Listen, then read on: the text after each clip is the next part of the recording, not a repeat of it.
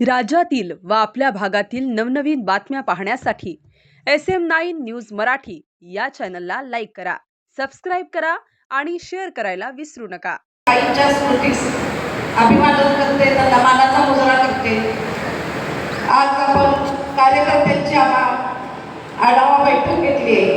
या बैठकीला उपस्थित आपल्या सर्वांचे नेते, आपलं दैवत आदरणीय दीपकाबा, वेळ खूप झालेला आहे. सन्माननीय व्यासपीठावर उपस्थित असलेले सर्व मान्यवर, वेगवेगळ्या सांगोला विधानसभा मतदारसंघातून आलेले सर्व गटातील नेते, कार्यकर्ते, ग्रामपंचायतचे सदस्य असतील, जिल्हा परिषद पंचायत समितीचे सदस्य, आजी माजी सभापती, सर्व विकास सोसायटीचे सदस्य उपस्थित.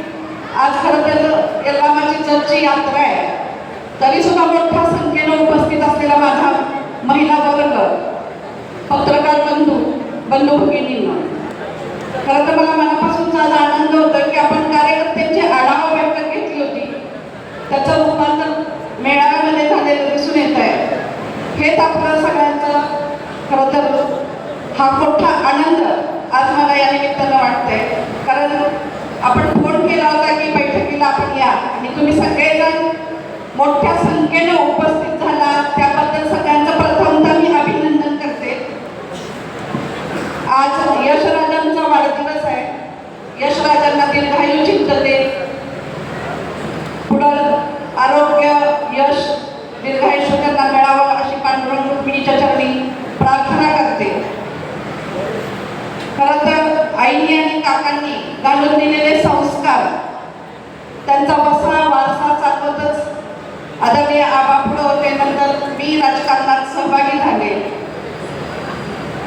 काम करायची पद्धत सगळीकडे जिल्हाभर मी बघितली, पण आबांच्यासारखी काम करण्याची पद्धत कोणाचीच नाही. 24 तास तुम्ही कधीही फोन करा, ते खरं तर उचलतात. मग तहसील कार्यालयाचं काम असो, पोलीस स्टेशनचं असो, वैयक्तिक स्वतःचं असो, सामाजिक काम असो, वाहून घेतल्याने काम करायचं, ही शिक्षण, हा संस्कार आईनीच आम्हाला दिला.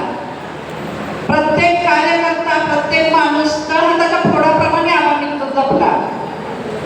कारण कधीही कोणतंही काम करताना समोर आलेल्या माणसाची जात, पात, पंथ कधी आम्हाला बघितलं नाही, किंवा कोणत्या वेळी त्यांनी फोन केलाय आणि आता आपण लगेच उद्या बघू असं कधी उत्तर आम्हाला दिलेलं मला तर आठवत नाही. आणि तुम्ही सगळ्यांनी त्याचा अनुभव घेतलेला, वेगळं सांगायची मी काय त्याच्यामध्ये गरज नाही. खरं तर आज मला एकच सांगावं वाटतंय की आपल्या कार्यकर्त्यांनी थोडंसं बदललं पाहिजे. नवीन सगळं जे आलंय टेक्नॉलॉजी वगैरे, त्याच्यामधून मीडिया सगळीकडं जास्त ताकदीनं आहे, तर त्याच्यामध्ये आपण उत्तर दिलं गेलं पाहिजे मीडियामध्ये. किंवा मी विधानसभेची आपण निवडणूक बघितली, त्यावेळी माझ्या कार्यकर्त्यांना आता मनापासूनची विनंती आहे की आपण जेव्हा निवडणुकीला उभारले, ते आपण मेळावे घेतले, उभारले, सगळी तयारी झाली, सगळी ताकदीनं पळायला लागले, पण शेवटच्या 2 दिवसात अफवा उठल्या, वावड्या उठल्या, कुणी फटाकड्या उडवल्या. आपण वायबल व्हायला नको होतं कार्यकर्त्यांनी.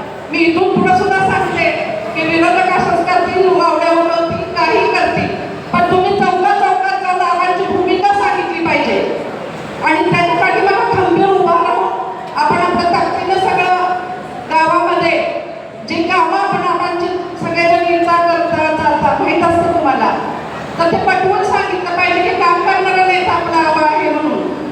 आणि इथंच आपण, मला वाटतं की थोडंसं आवा मीडियाच्या माध्यमातून आणि आपण चौकात पटवून देण्यामध्ये थोडं कमी पडतं, तर हे आपण सगळ्या कार्यकर्त्यांनी वाढवलं पाहिजे. हे खरं आहे, आपल्या कुटुंब प्रमुखाची मीटिंग आहे, त्यामुळे मला काय बोलायला त्याच्यामध्ये हरकत नाही. राजकारणामध्ये पुढे जाताना 2 पावलं पुढे जावं लागतं, 4 पावलं मागे यावं लागतं, कधी युती होती. परंतु आपण आतापर्यंत प्रत्येक वेळी कार्यकर्त्यांना बोलून कार्यकर्त्यांचा विचार विनिमय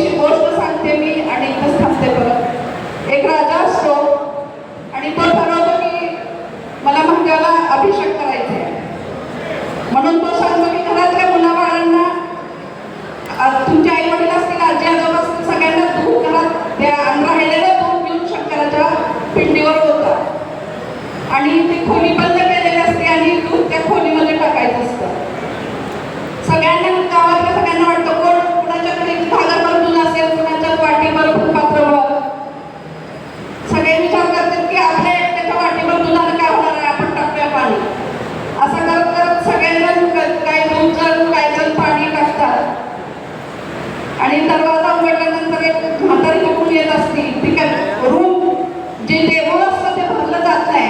एक म्हातारी होती, सगळ्यांना घरात तिचं दूध ते दिलेलं असतं लहान मुलांना आणि ती फुलपात्र भरतून त्या मंदिरात ओतते, मंदिराचा गाभारा भरतो.